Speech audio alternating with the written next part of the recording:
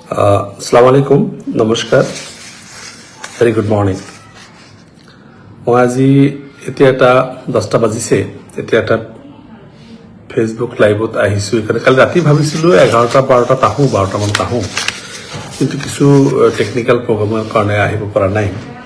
কথাটো হ'ল যে যোৱাকালি আপোনালোকে চবেই জানে আমাৰ অসমৰ যে দক্ষিণ চালমা মানকাছাৰ জিলাখন মেঘালয়ৰ মাজত সোমাই আছে।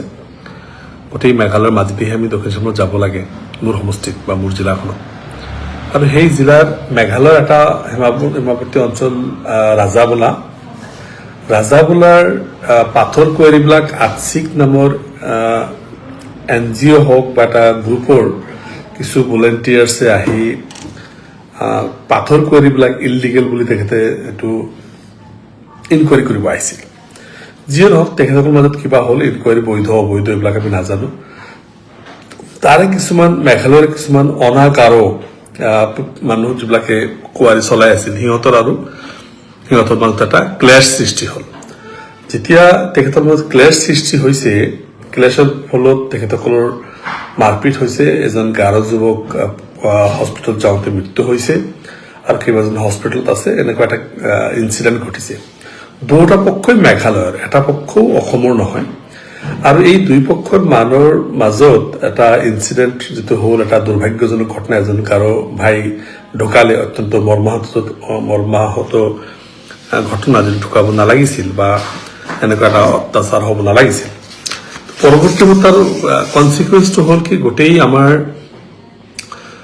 দক্ষিণ চালমা মানকাছাৰ জিলাৰ যিমানখিনি লেবাৰ তাত আছে, কিছুমান সৰু সৰু বেপাৰী আছে, শুকান মাছৰ বেপাৰী, চব্জিৰ বেপাৰী, কণীৰ বেপাৰী, লেবাৰ, মিস্ত্ৰী, বিভিন্ন কনষ্ট্ৰাকশ্যন ৱাৰ্ক, বিভিন্ন ধৰণৰ কামত, কণ্ট্ৰেকচাৰ ৱাৰ্কত, বিভিন্ন ধৰণৰ কামত আমাৰ নন ট্ৰাইবেল মানুহবিলাক বা আমাৰ যিখিনি অসমৰ মানকাছাৰৰ মানুহবিলাক মেঘালয়ত কাম কৰে। তোৰা, আমপাতি, বিভিন্ন west Garo hills, east Garo hills, Ampati, এনেকুৱা north Garo hills, south Garo hills, বিভিন্ন মানুহ কাম কৰে।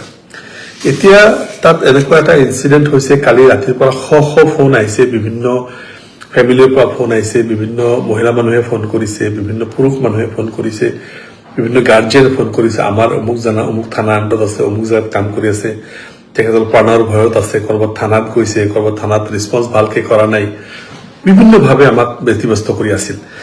আমিও অত্যন্ত চিন্তিত হৈছিলোঁ যে যিহেতু ইয়াৰ আগতো কেইবাবাৰো আমাৰ গাৰো হিলছ আৰু আমাৰ অসমৰ মাজত, অসমৰ চাউথ চালমা মানকাছাৰৰ মানুহত কেইবাবাৰো ক্লেছ হৈছে আৰু বহুত মানুহ মৰিছিল, ঘৰ বাৰী এৰিছিল, জ্বলোৱা জ্বলি বিভিন্ন ইনচিডেণ্ট হৈছিল, বয়কটো হৈছিল।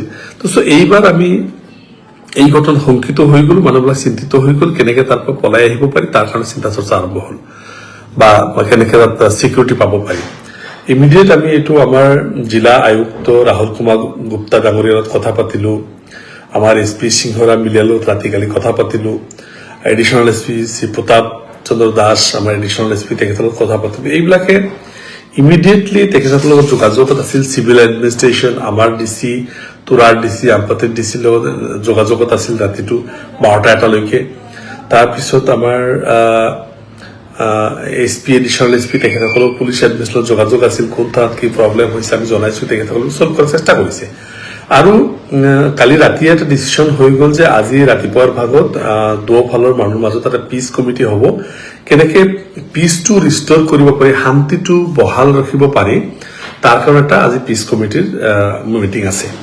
আৰু আমি আশা কৰিছোঁ যে আপোনালোকে ইমান পেনিক হ'ব নালাগে, ইমান ভয় খাব নালাগে। এই কথাবিলাক অলৰেডি আমি টাচত আছোঁ আৰু গভৰ্ণমেণ্টে আমাৰ লগত টাচ চলি আছে।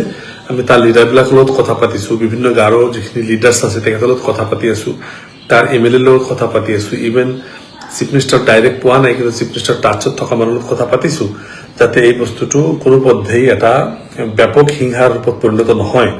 আৰু এটা দুটা গ্ৰুপৰ মাজত কাজিয়াত যাতে বেলেগ পক্ষ ইনভলভ হৈ বেলেগ পক্ষ যাতে পানিছমেণ্ট হ'ব নালাগে, তাৰ কাৰণে ব্যৱস্থা চলাবৰ কাৰণে আমি চেষ্টাত আছোঁ। এই লগতে আমি সকলো পক্ষকে অলপ সংযত হ'বৰ কাৰণে, উৰা বাতৰিত কাণ নিদিবৰ কাৰণে, বিভিন্ন উৰা বাতৰি আহি থাকে।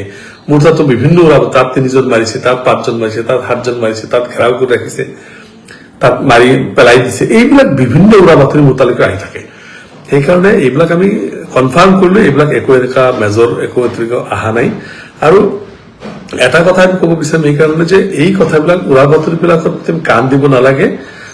আমাৰ পুলিচ প্ৰশাসন, আমাৰ চিভিল এডমিনিষ্ট্ৰেশ্যন, আমাৰ সাধাৰণ প্ৰশাসন সব এলাৰ্ট আছে আৰু তেখেতসকলৰ জৰিয়তে আমি আমাৰ চেষ্টা কৰি আছো। আৰু আমি বিধায়কে তাৰ যিখিনি পলিটিকেল লিডাৰ তেখেতসকলৰ লগত টাচত আছো, জিলা পৰিষদৰ লগত টাচত আছো, যাতে তেখেতসকলে ইমিডিয়েটলি এইটো এটা সলভ কৰাৰ ব্যৱস্থা কৰে। এইটো যাতে দুটা ৰাজ্যৰ মাজত ক্লেশ নহয়, দুটা জনগোষ্ঠীৰ মাজত ক্লেশ নহয়, গাৰো অনাগাৰৰ মাজত যাতে ক্লেশ নহয়, এই কথাবিলাক বা অসম মেঘালয়ৰ মাজত ক্লেশ নহয়, এই কথাটো অত্যন্ত গুৰুত্ব সহকাৰে আৰু সিৰিয়াছলি এই বস্তুটো আমি লৈছো, যাতে কোনো পদ্ধেই কোনো মানুহ এফেক্ট হ'ব নোৱাৰে বা নালাগে।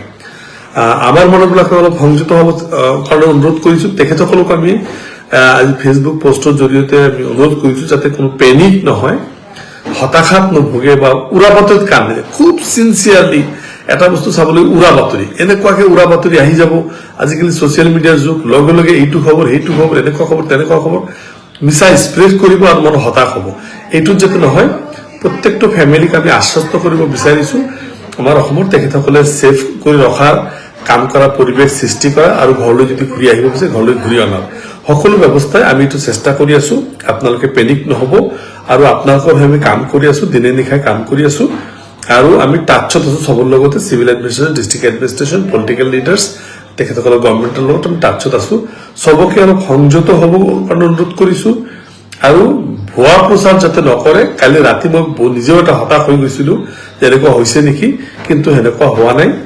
আপোনালোকে ইমানখিনি পেনিক নহব, সকলোকে সংযত হৈ যিটো পিচ কমিটি দুটা এডমিনিষ্ট্ৰেশ্যনে ব্যৱস্থা কৰিছে, আজি শান্তি কমিটিৰ জৰিয়তে শান্তি অনাৰ চেষ্টা কৰি থকা হৈছে। আপোনালোক হতাশ নহব। মই আৰু বেছি দীঘল নকওঁ, এইটোক লৈ আমি যথেষ্ট ব্যস্ত হৈ আছো। সকলোকে এটা মানে শান্তিৰ বাৰ্তা, সকলোকে সংযত হ'বৰ কাৰণে, সংযম হ'বৰ কাৰণে, সকলোকে ধৈৰ্য ধৰিবৰ কাৰণে, উইথ পেচেন্স ৰাখিবৰ কাৰণে আৰু ৰিয়েলিটিৰ প্ৰতি চৰকাৰক, প্ৰশাসনক সহযোগ কৰিবৰ কাৰণে অনুৰোধ জনাই, আবেদন জনাই মোৰ বক্তব্য বা মোৰ ক'বলগীয়াখিনি শেষ কৰিছো। ধন্যবাদ।